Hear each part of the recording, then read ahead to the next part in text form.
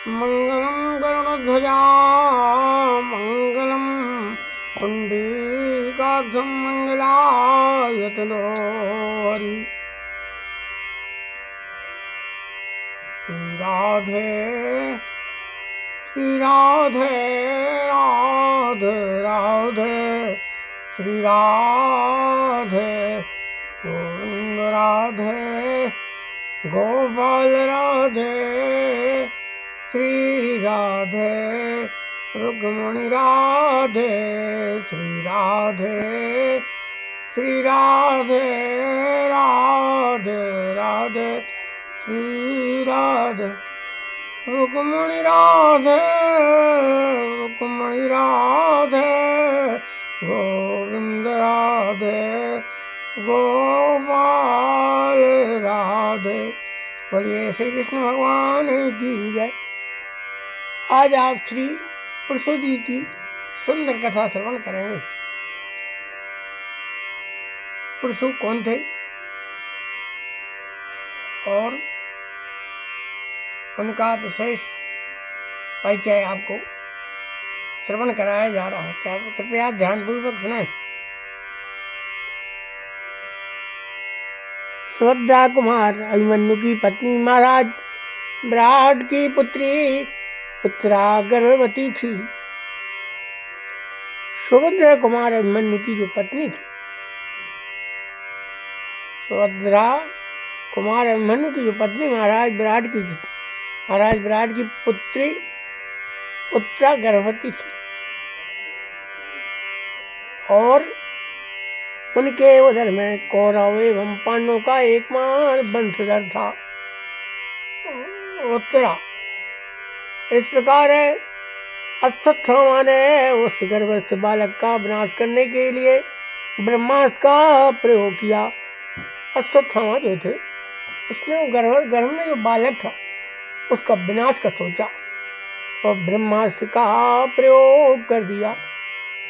भय विफल उत्तरा भगवान श्री कृष्ण की शरण में आ गए।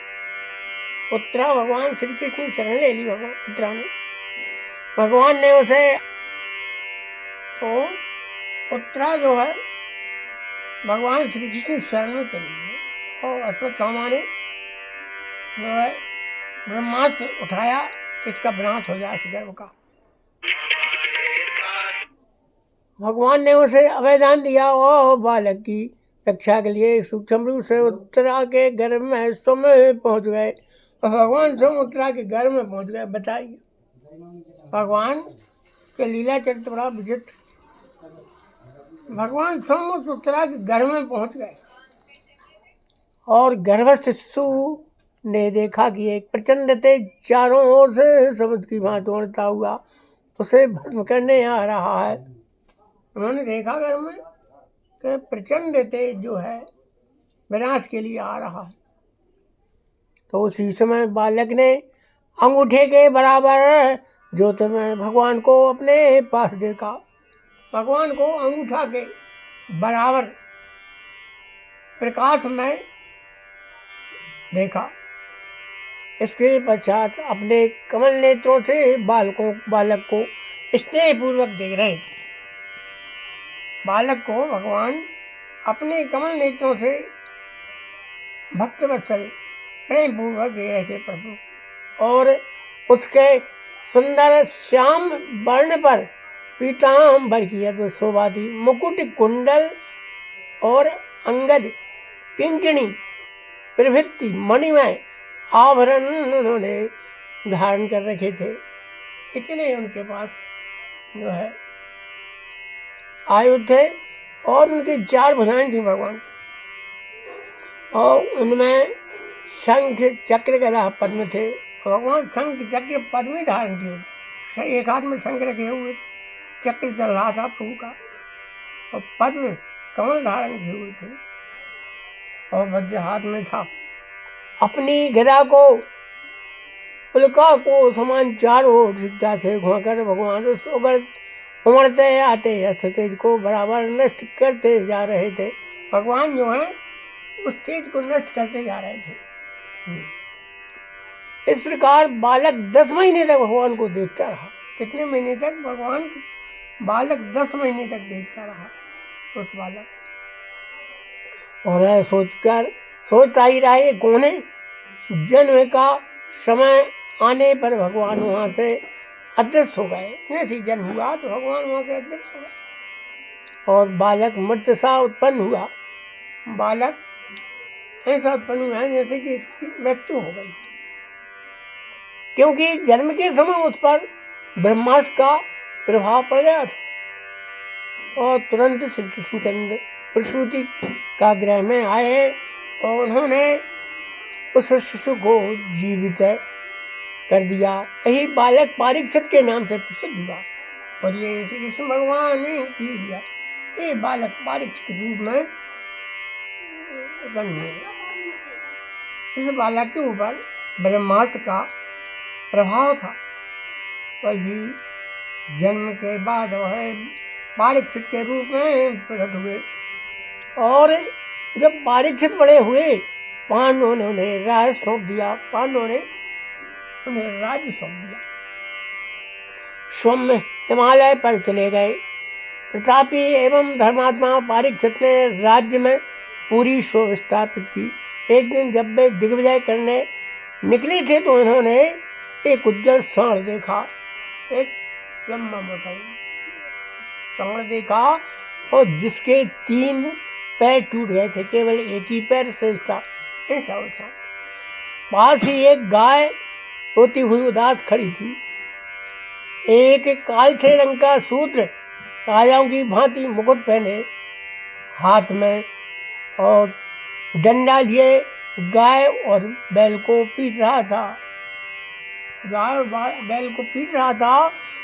यह जानने पर कि गौ पृथ्वी देवी है और वृषभ साक्षात धर्म है। गौ पृथ्वी का स्वरूप है और धर्म बैल जो है वो धर्म का रूप माना जाता तथा है कलयुग सूत्र बनकर उन्हें ताड़ना दे रहा।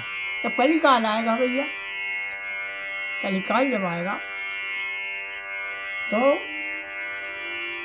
कलिकाल में गौ की रक्षा नहीं होगी और धर्म रूपी जो बैल है उसको भी लोग जो है तिरस्कृत करेंगे। परीक्षित ने उस शूद्र को मारने के लिए तलवार खींच ली और शूद्र ने अपना मुकुट उतार दिया और वह परीक्षित के पैरों पर गिर पड़ा। शूद्र था वह पैरों पर गिर पड़ा। महाराज ने कहा, कली तुम मेरे राज्य में मत रहो और तुम यहाँ जहाँ रहते हो वहाँ असत्य, दम्भ, छल, कपट आदि अधर्म रहते हैं। यहाँ कलिकाल आता है तो वहाँ ये इतने अपूर्ण रहते हैं। क्या रहता? असत्य रहता। सत्य तो रहते ही नहीं। दम्भ, छल, कपट आदि अधर्म रहते हैं। कली ने प्रार्थना की, आप तो चक्रवर्ती सम्राट हैं, अतः मैं कहाँ रहूँ? आप ही मुझे बता दें, मेरा स्थान कहाँ रहूँ? मैं कभी आपकी आज्ञा नहीं छोड़ूंगा। परीक्षित ने कली को रहने के लिए, कलिकाल में रहने के लिए स्थान बताया है। नंबर 1 तो जुआ बताया है, शराब बताया है, स्त्री जो है हिंसा रूप स्थान बताया है। स्त्री में कलयुग का बात बताते हैं और शराब में, जुआ में और हिंसा रूप स्थान बताए। एक कली के निवास है। कलयुग में कली के निवास। इनसे प्रत्येक कल्याणकामी को बचना चाहिए। कल्याण जो चाहता है उनको इन चीज़ों से बचना चाहिए भैया। और कली ने पुनः कहा, राजन आपने मुझे तो स्थान दिए, वे सब निकृष्ट कोटि के। जो आपने मुझे स्थान दिए हैं वो तो सब निकृष्ट कोटि के, अतः मुझे कोई अच्छा स्थान भी तो दे दीजिए। इस पर राजा ने उसे स्वर्ण में रहने के लिए कहा कि स्वर्ण में रहो, तो स्वर्ण में निवास कर। तो ये सोने में भी कलयुग का वास। एक दिन आखेट करते हुए परीक्षित वन में भटक गए। भूख और प्यास से व्याकुल वे एक ऋषि के आश्रम में पहुँचे। परीक्षित वन में भटक गए और एक ऋषि के आश्रम में पहुँचे। ऋषि के आश्रम में पहुँचे और ऋषि उस समय ध्यानित थे। राजा ने उनसे जल मांगा, पुकारा पर ऋषि को कुछ पता नहीं लगा। इसी समय कली ने राजा पर अपना प्रभाव जो है जनाया। उन्हें लगा कि जानबूझकर ये मुनि मेरा अपमान करते हैं। पास में ही एक मरा सर पड़ा था और उन्होंने उसे धनुष से उठाकर ऋषि के गले में डाल दिया। वह परीक्षा करने के लिए कि ऋषि ध्यानस्थ थे या नहीं।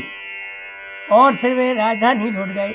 बालकों के साथ खेलते हुए उन्हें ऋषि के तेजस्वी पुत्र ने जब यह समाचार पाया तब श्राप दे दिया, इस दुष्ट राजा को आज के 7वें दिन चक्षक काट लेगा 7वें जन्म।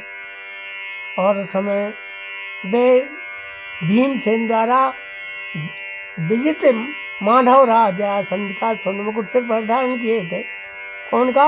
भीमसेन द्वारा विजित मगध राज जरासंध का स्वर्ण मुकुट सिर पर धारण किए थे। और राजा अब उसमें कली का वास हो गया था, कलयुग का वास था उसमें मुकुट में, जरासंध का स्वर्ण मुकुट। इसलिए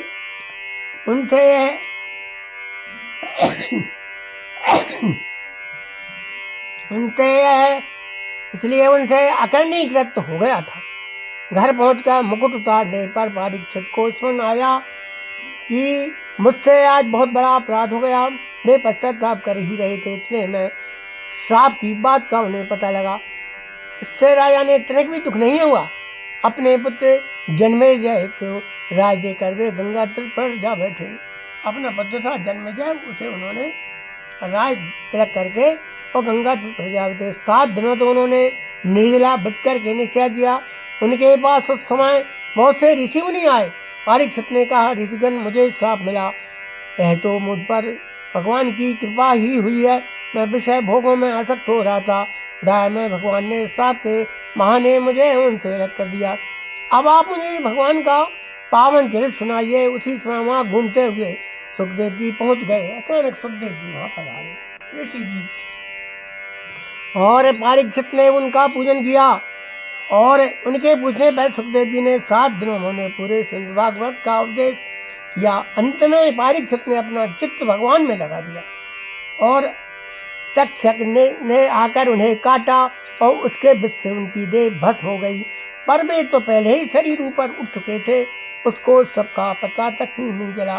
बोलिए श्री राधा कृष्ण भगवान की जय। कैसे चरित्र